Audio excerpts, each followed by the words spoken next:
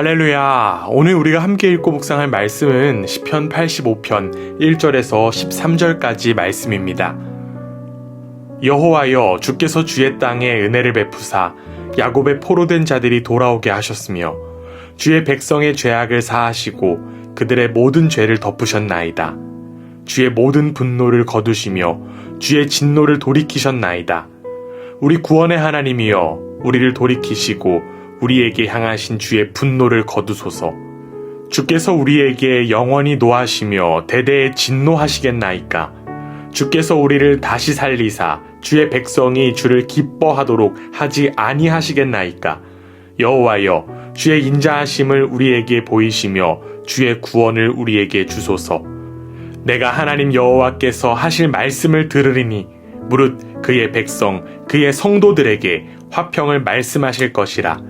그들은 다시 어리석은 대로 돌아가지 말지로다. 진실로 그의 구원이 그를 경외하는 자에게 가까우니 영광이 우리 땅에 머무르리이다. 인애와 진리가 같이 만나고 의와 화평이 서로 입맞추었으며 진리는 땅에서 솟아나고 의는 하늘에서 굽어보도다. 여호와께서 좋은 것을 주시리니 우리 땅이 그 산물을 내리로다. 의가 주의 앞에 앞서가며 주의 길을 닦으리로다. 아멘. 하나님의 용서와 인자하심으로 평화의 삶을 살아가는 여러분 모두를 주님의 이름으로 축복합니다. 독립운동가 김구 선생님은 하나님께서 소원이 무엇이냐라고 물으신다면 내 소원은 오직 대한독립이요 라는 대답을 할 것이라고 이야기했습니다. 그만큼 김구 선생님은 대한독립에 대한 소망이 가득했기 때문일 것입니다. 우리는 누구나 소원을 한 가지씩은 가지고 살아갑니다.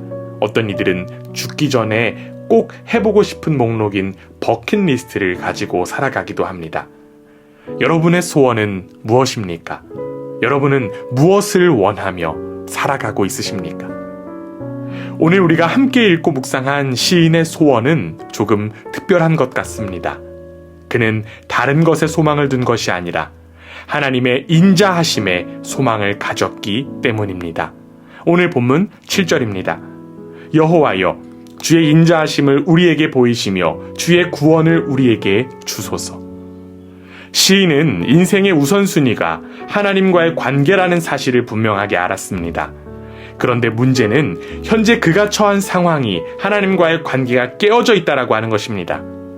자신뿐만 아니라 자신이 속한 공동체 모두가 죄악 가운데 빠져 있었던 것입니다.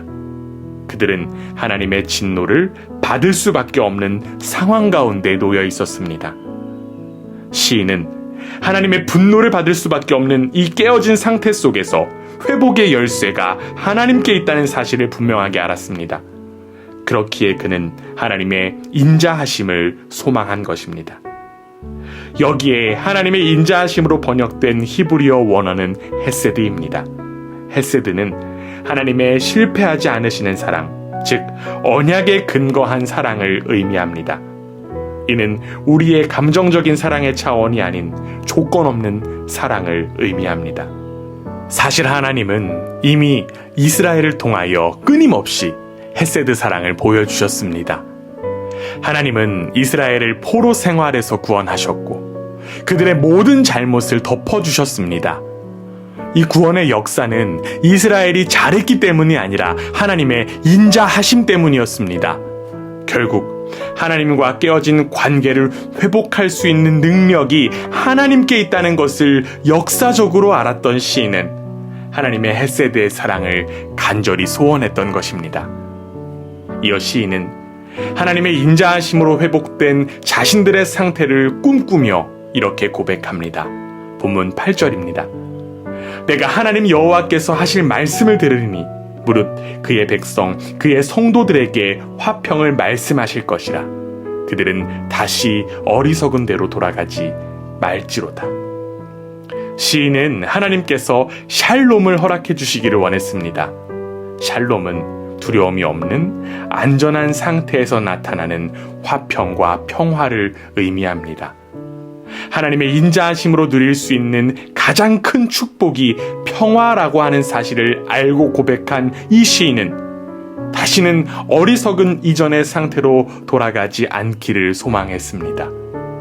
또한 시인은 하나님께서 허락하신 평화를 누리는 날에 대하여 구체적으로 찬양하고 고백합니다. 10절입니다. 인애와 진리가 같이 만나고 의와 화평이 서로 입맞추었으며.